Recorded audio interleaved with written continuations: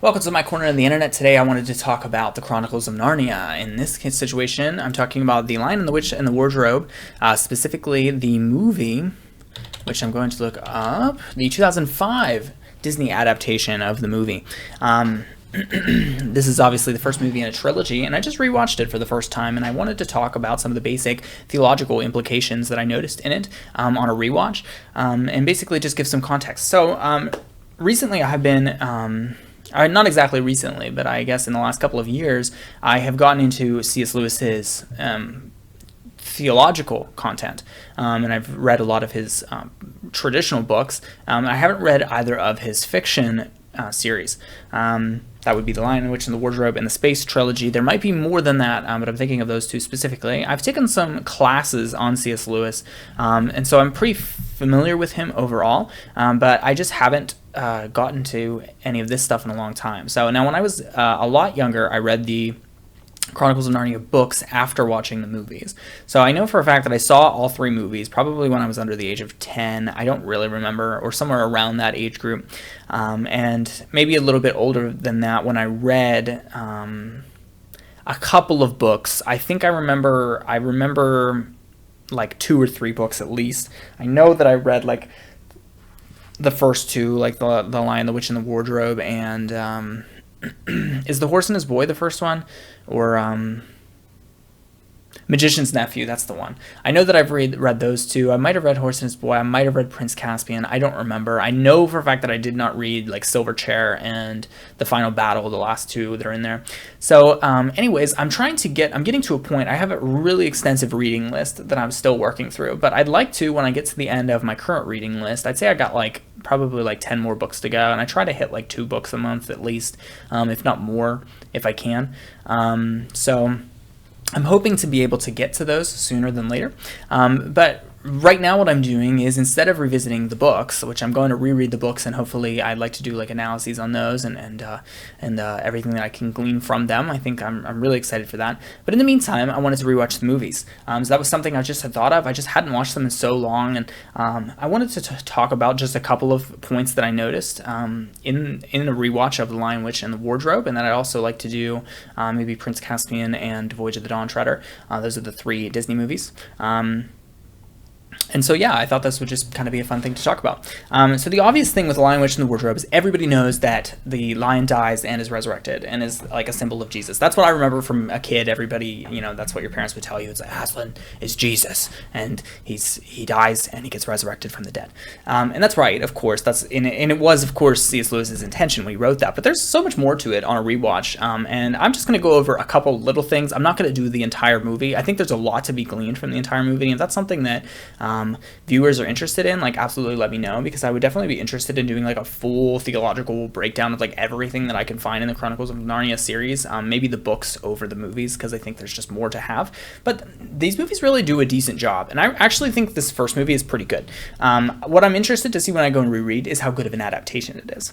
But without further ado and discussion on that, I want to just discuss the theological points. So there's a lot to be said about the transferring of the kids over into the Narnia realm, but I don't think that's the main point. So the main point is to just kind of address the major players at play within the world of Narnia, and how that relates to our regular world. So when they go to Narnia in The Lion, the Witch, and the Wardrobe, the world is overtaken with snow by the I want to call her the Wicked Witch. I think they just call her the White Queen, or what is? I gotta look now. I mean, I know her name is Jadis. Jadis the White. I guess the White Witch. Duh. The White Witch, or the White Queen, and she is meant to represent Satan. Clearly. I mean, there's so much about it, but she specifically is temptation. She is there's just so many symbols of it. She is trickery and deceit and all of those things, and her conflict with Aslan is what really shows that, her and the evil forces of nature. C.S. Lewis brings in all of these mythological creatures and stuff like that, which is so fun because, based on what I have learned about C.S. Lewis, we know that he was super interested in the ancient epics and Greek mythology and stuff like that. And you can clearly see that in his works. He really brings those creatures in and shows them to be just kind of this extended magical version of nature, and everything under God's control. And you see that nature in his series is so subject to God, which would be the forces of Aslan, who is both God and Jesus.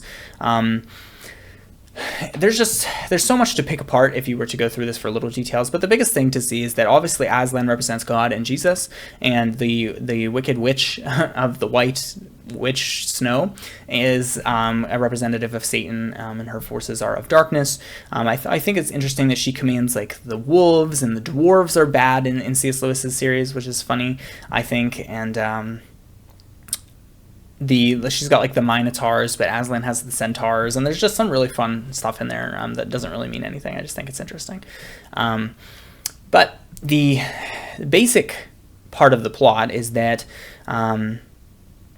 the White Witch has taken over. So you could take this. C.S. Lewis uses this analogy in Mere Christianity that he, of course, believes that the earth is Satan's territory and that God will come and reclaim it, which is sort of what he demonstrates in the Lion, Witch of the Wardrobe with Jesus' sacrifice, or Aslan's sacrifice.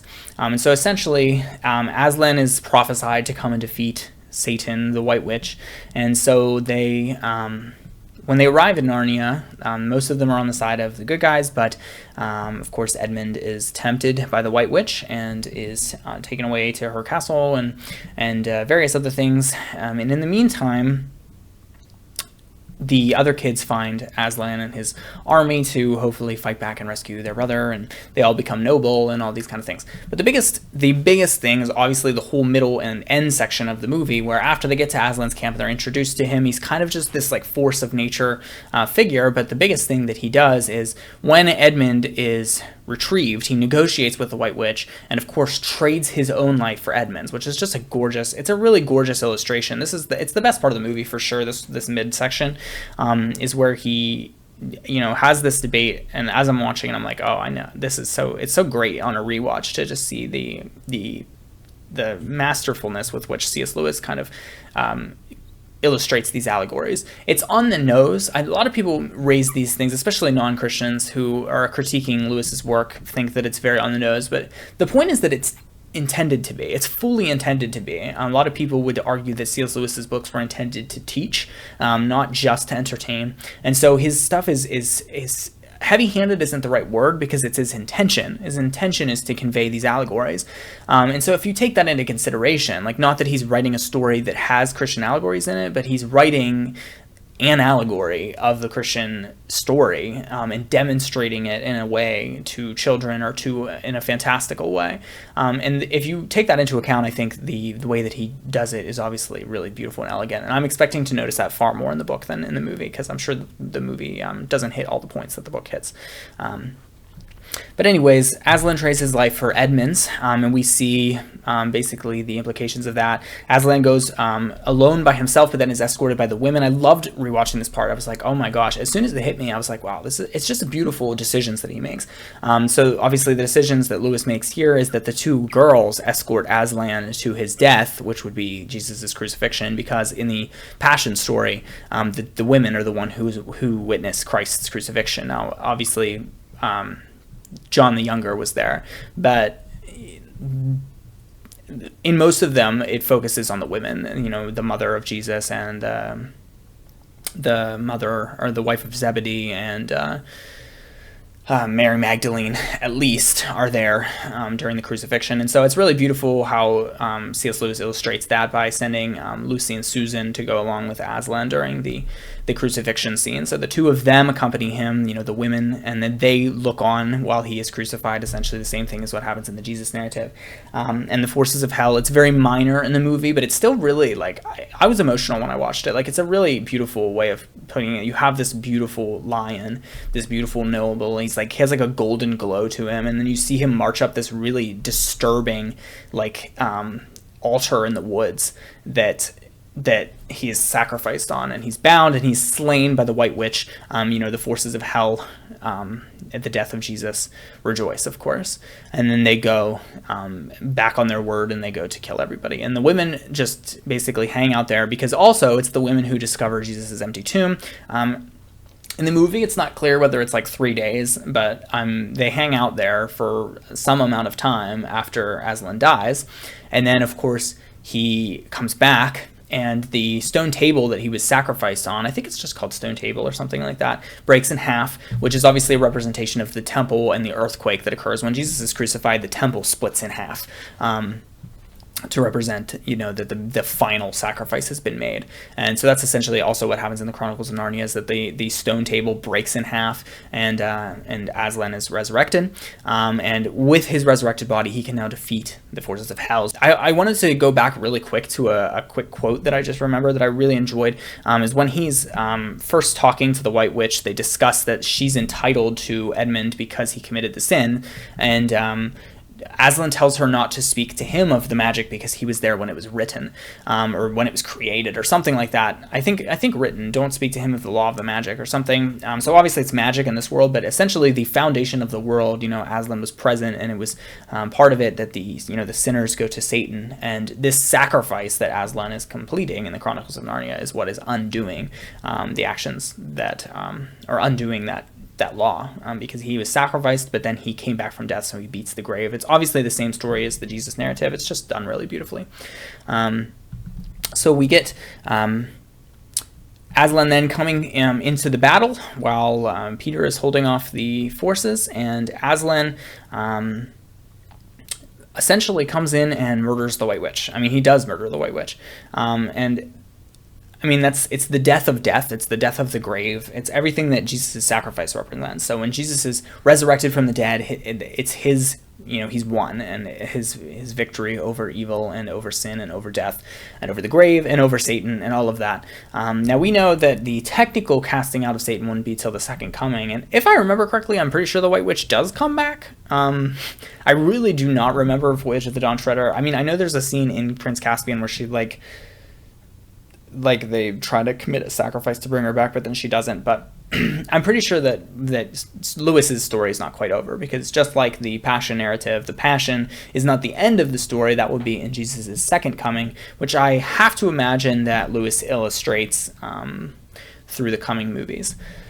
So there's a small breakdown of the basic theological plot points of The Lion, the Witch, and the Wardrobe. Just a beautiful, kind of redoing of the Passion story in a very simple manner. And I really think the movie hits the points on the head. There's some really good scenes in the movie, like really good. Like everything from when they, come across and meet Mr. Tumnus, and the witch's castle, and the army encampment, and even the ending battle, are so good. And then, of course, the scene where Aslan is sacrificed, I think, is the best in the movie. It's just so... It's well done. It's like in the middle of the forest. There's like fires raging. It's a very nice painting. I shouldn't say nice. That's not the right word. It's a very awful painting of this horrid event and what it represents. And it's just really immaculately done. I think that there's just some really well done stuff in this first movie. And I want to say that this movie was directed by someone different than the other two. I know that the second two, I think, were done by the guy who did like Shrek. I don't know if that's the same guy. Oh, it is. Andrew Adamson. Yes, Andrew Adamson was the guy who did the Shrek movies, which is so funny. Like the adaptation of Shrek of these like old mythologies and then Narnia. They don't seem like they're hand in hand, but the Shrek adaptations are very good movies. and I don't think the Chronicles of Narnia movies are too bad. I know for a fact that I like this one, and I like Prince Caspian. And I believe the Voyage of the Dawn Treader didn't do very good, and that has to do with why they stopped making the series. I think it has to do with some other stuff too. I know the adaptations got a bit wonky once we get to the second and third movies, because they're having to add in some epic details that kind of aren't present in C.S. Lewis's books. But as far as The Lion, the Witch, the Wardrobe, those are some major themes that I noticed. So I just wanted to do a quick video on that after a rewatch, and I'm really looking forward to watching the next two and then diving into the books at some point. If that's something that you're interested, please stick around to the channel and subscribe. If you have any other big notes that you noticed about the Lion, Witch, and the Wardrobe movie, please comment those below. I'd be really interested to know some other like major theological points that you think are present in this movie. you can stay away from the book. You're welcome to mention differences about the book, because I know I read it at some point, but I'm going to read it again and hopefully try to notice some of those. So if you have been, thank you for watching. If you're interested, subscribe, like, comment on the channel, and thank you, and have a blessed day.